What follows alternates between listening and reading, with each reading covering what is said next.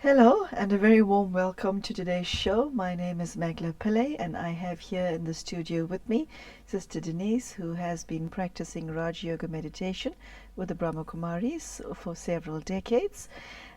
The subject that we're interested in is values, virtues, ethics and morality, and today's topic in particular are the laws of spirituality.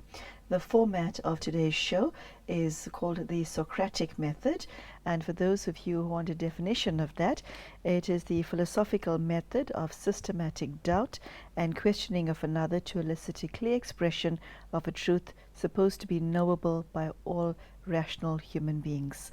We will be questioning some of the world's conventional views on these matters.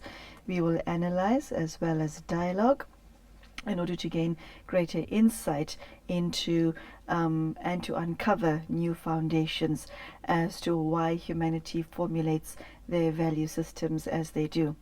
We note that everyone is concerned about doing the right thing, but that still does not stop them from unfortunately doing the wrong things and thereby paying a very great price for it.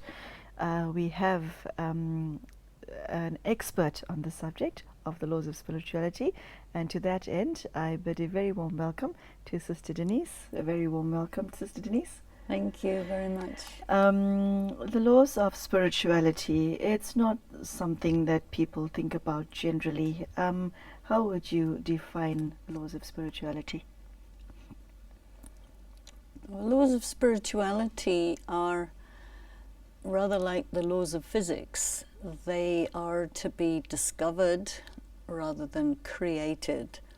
The legislature looks at situations after some problem, create laws to prevent the same problem occurring again, and then some other thing happens and then you have to make another law to cover that eventuality and so on. The laws of spirituality are much simpler, but they need to be discerned. And we also need to realize that if you violate them, it's not that some people or some law enforcement agency will come along and call you to task, but there is an automatic process, as if it is a machinery of the consequences. So to a very large extent, the laws of spirituality are the laws of karma, the laws of action. And we need to understand some of the nuances about it. When we criticize another person, we actually cause that person to become the way we're criticizing them, because it's an energy, it's a negative energy. Take the same person who has the same thing that you could criticize them for, and instead of that you look at them in terms of how they are. When that particular character defect isn't there, they become that.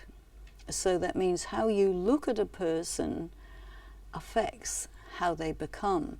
Now, one of the problems of our society and our culture is we have learned to be en masse, very critical, and we have learned that if we are looking at people's qualities and at how beautiful they are and so on, people say, oh, you're just being impressed.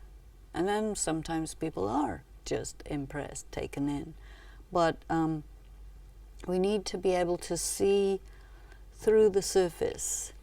So the law of spirituality says that if you can use what we can think of as the third eye to look at things that are not so visible with the two eyes, then you see something real and you interact with it as it really is, as opposed to interacting with appearances or something that seems to be, but which isn't actually. Do you see what I'm saying? I do. Sister Denise, if the laws of spirituality are so all-encompassing as you just described, how is it that so few people know about it, and of those who do know about it, even fewer live by it? Why is it a secret? Well, it's not a secret, but there's a lot of propaganda against it. Because we live in a very materialistic culture, and if you live by the laws of spirituality, then the materialistic culture is effectively going to be destroyed. And there is so many people, so much interest in the materialistic culture that it is,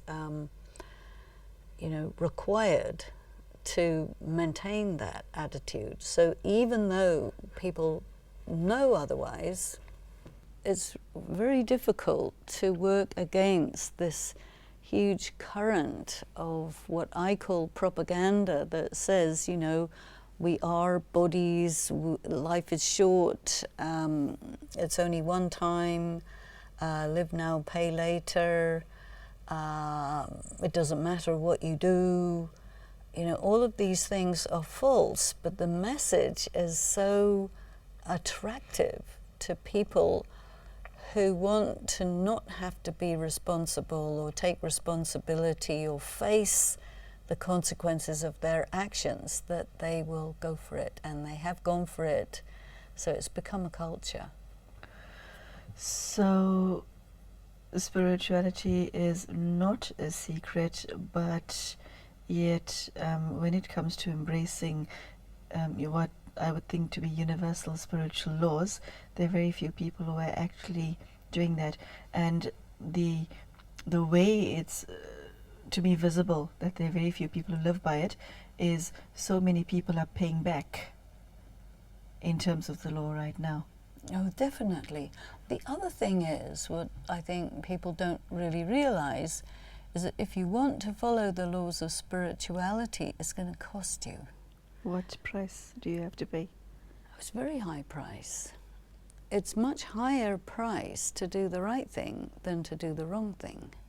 And the message that people get is, well, it doesn't cost you anything to do the right thing. It's going to cost you to do the wrong thing. But that's not really a true message, because if you want to really do right, it takes effort, it takes guts, it takes courage, it takes commitment, it takes faith, it takes going that extra mile and taking risks, many, many things. To do the wrong thing is like the easy way out, And of course you pay, but initially not. When you want to do the right thing, you will pay up front. But what you get is personal power, very high self-esteem, and you get something, you buy something worth having, you see, because there's no free lunch. How would one go about learning the laws of spirituality? Because there's a lot of subtlety in what you just said, and there's some understanding of it. I think everybody on the planet has some idea of the law of karma, though whether they apply it or not is questionable. But how would one go about learning these laws? I think this is one of the reasons why we're having this television program, so that we can communicate with viewers, people who are just sitting at home looking on the internet or whatever, who can really learn this stuff, because it takes a long time to appreciate the spiritualities and to sit with these ideas, talk about it, learn about it, work with it. The Brahma Kumaris have centers everywhere in the world, pretty much, where there are groups of people who study this and talk about it. So one can always be part of that. But I think there's really a good case for trying to, reach out to people and reach into people's home and say, look, this is important stuff. Need to talk about it. And I think in a way, with the two of us talking about it, and somebody who's watching will be maybe identifying with you or identifying with me and really listening and thinking about how this might apply in their lives or in their relationships, and hopefully they would get some insights and as a result enhance the quality of their life. You mentioned the law of karma. Are there any other laws of spirituality?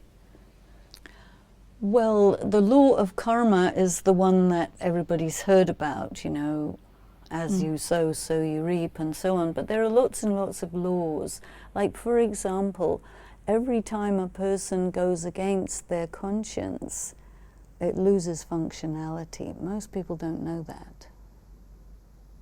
You have to repeat that. Every time a person does an action, or thinks a thought, or says something that actually is against their own conscience, then their conscience loses functionality, because your conscience is your most reliable indicator of whether what you're doing is right or wrong. When your conscience has lost functionality, which is the case for many people, because almost everybody, at least everybody I've asked, they say, oh yeah, at least, a few times a day, I will go against my conscience, which means that people's conscience is very rusty, not so functional. What happens at that time is you're obligated to rely on taking advice from somebody else, and the advice they will give you will generally be a matter of self-interest for them, or what's convenient for them. So then you put yourself into a subservient position in regard to external moral authorities, and you basically betray yourself, which I think is a very dangerous thing to do. To betray yourself. Okay. So the manner of learning is it to find a new way of being? If you want to embrace spirituality like the way you just described? Yes. And what do you do with the rest of yourself? That says, I want that second piece of chocolate cake, or I want that, and that, and yet I know it will cause harm to me or the harm to people around me. You desire something when you're empty. Okay. Once you start filling, which is what meditation is all about, filling yourself up, then it's going to reduce your desires, which means that something that used to be a desire as a reaction to your emptiness doesn't come up, or at least it doesn't come up with that intensity. And maybe even a desire will come, but you just know that it's not for real, and so you don't buy into it. This is really the key, is filling up and also knowing. Sister Denise, for a lot of people, what is right for me right now may not be right for me in 5 years' time or in 10 years' time. They use their own conscience, what you alluded to it in an earlier show, of their own moral compass. And they speak of following that gut feeling, but yet and everything in them says, yes, on this day I should do this, I should behave in this way. But 5 years down the line you think, what the hell was I thinking? Okay, so how then do you bring the laws of spirituality to this level? Because a lot of people are influenced by their own feelings. A lot of people are influenced by the feelings of others. You're influenced by your thoughts. You're influenced by your own damage. How do you bring a law into that level of functioning? Well, again, as you continue to fill through the meditation, the influence of your damage will reduce. The influence of others will reduce. The influence of your inner power will increase. So you're in a state of change, and your vision, the way in which you perceive circumstances, your accumulated experience, all of these things will change your views and also therefore change your sensitivity to what's right and wrong. So does the conscience increase when you do that? Yes, it does. Just as it decreases when you walk against it, when you do any action against it, so when you start to really follow your conscience, which may cost you because your conscience says this is right, but everyone around you says, well, if you do that, you'll lose your job, or you'll be an outcast, or there'll be some consequences that will be told to you as a threat to keep you in line with a certain way. But you say, that doesn't gel with my conscience, so you will pay, you see. There are times when the laws of spirituality actually clashes with other laws. What does one do then? The laws of the culture that you're born into, the religion that you're born into. It could be the laws of your own country. What does a person do then? Well, I think you have to take each instance on a case-by-case basis. And you have to see what is your relationship with your culture, your country, your religion. And you have to understand that you have some obligations. And you have to work out, sometimes you may have to work out a compromise which, to your way of thinking, is the best, given all of the things that must be taken into consideration. And given your own personal power. Circumstances may change. You may become more powerful down the line. You may have some different attitudes down the line. And so every time the clash of conscience comes up, you will reevaluate it. So it's a very good thing to be skilled in the art of moral reasoning. Skilled in the art of moral reasoning. Okay, that's quite a mouthful. I need to think about that one some more. Sister Denise, I heard you say once that in the laws of most lands, it's one can create karma or even a crime by behavior, whereas within spirituality, you just don't look at action, but one looks at inaction that can create karma. I think you use the word omission. Could you tell us more about that? Because that's also what I call a spiritual secret that's not known. You see, we talk about sins of commission, but it's also fairly well known, the idea of a sin of omission, which means that when it is your duty to do something and you don't do it, then you have created a karmic debt, a negative account, because you failed to do what you were supposed to do. So there's another thing which people really don't know about. Again, going back to these ideas of the spiritual law. Everybody knows that you shouldn't give sorrow, but the laws of spirituality say you must not take sorrow. So if you're taking sorrow, then you're doing a sin, and people don't know that. So sometimes if someone doesn't do their duty, that's a sin. Another person takes sorrow from it, that's another sin. And each one is individually responsible.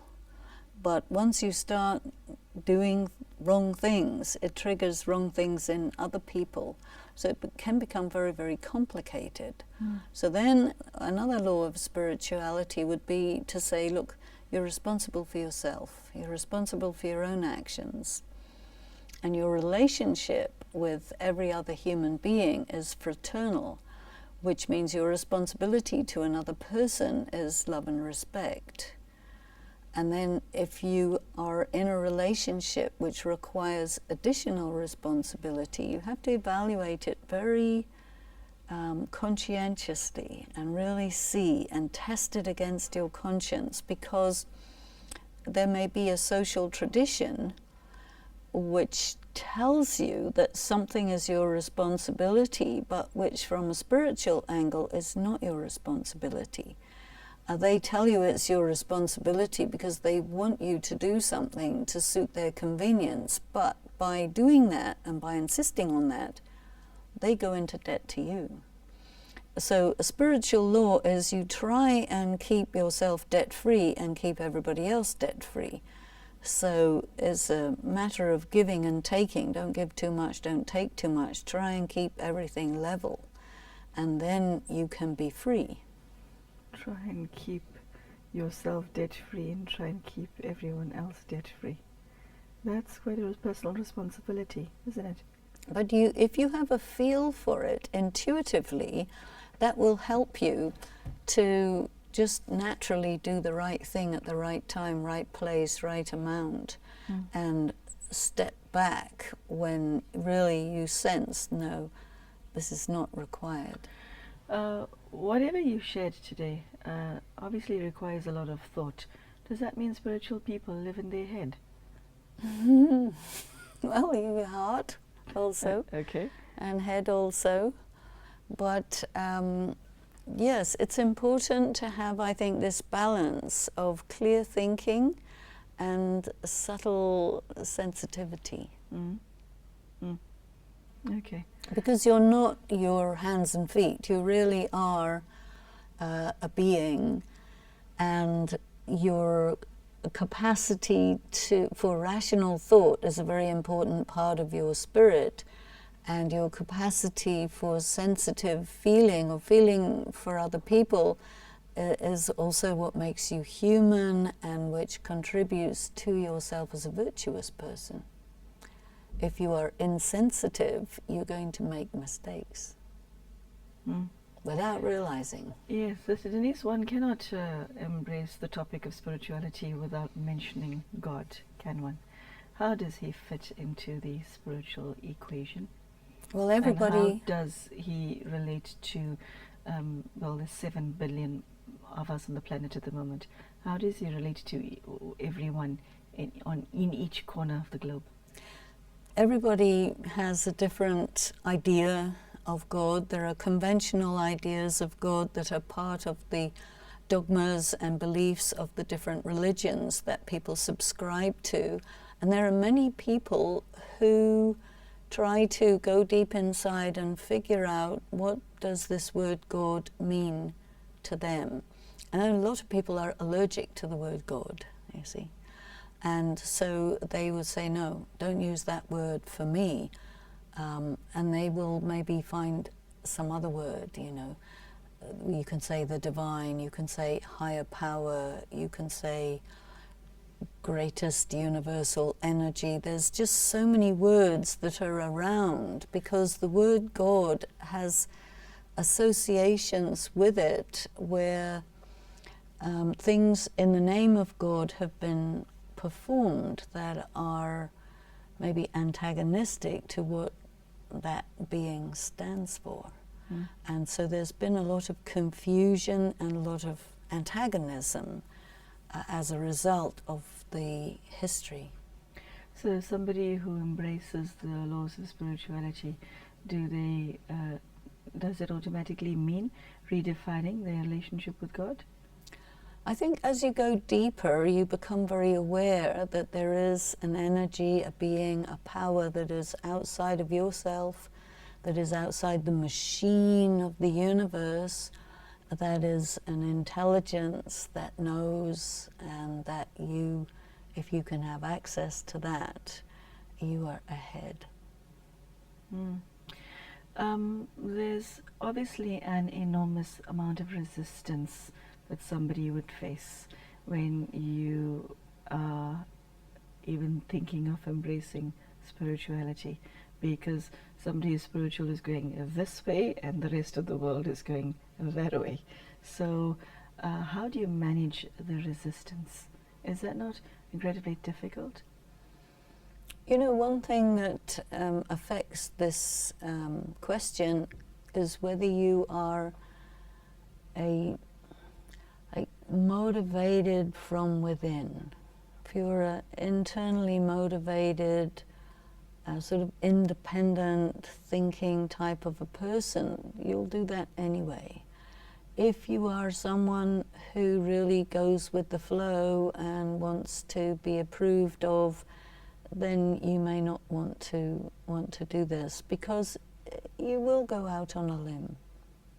Definitely, it's definitely non-conventional once you get into the inner world, because you begin to have a direct connection with your own soul and with the Supreme Being, and then you don't need anybody else. And so they don't like that. Okay. Where does one, as far as spirituality is concerned, is there a particular aim? Does one embrace spirituality because you want to become a better person for yourself and for those around you? Not necessarily. Okay, but does it take you anywhere? Does it give you something that you don't get there? A lot of people in the world who are deeply happy without an ounce of spirituality. Yes, exactly. Yes, so I think that what does spirituality give you that you can't get from, or rather, understanding and embracing spiritual life give you that you cannot get outside the ambit of spirituality? What happens in the external world is in the material level. Once you want to understand your inner world, and you start to say, okay, I want to understand truth, which is such a large question, you know, but it comes up, or I want to know who I am, and I want to know who that is, you see. There you're going into these very subtle, almost unknowables, but you're pursuing them, so that automatically takes you away from the run-of-the-mill things of the material world. And what you get out of it is clarity. You become integrated with yourself. You sustain yourself, and you become a more complete person, definitely more complete. Okay, on that note of completeness, Sister Denise, I thank you profoundly for today's talk. It was extremely enlightening. I've learned something, more than a little something. I hope that you have too. And I hope that the thoughts and sentiments that Sister Denise shared is something that resonates with you. And I hope that you're able to take this conversation further to your friends and family and make your life better as a result of what you heard today. Thank you for your time and good day.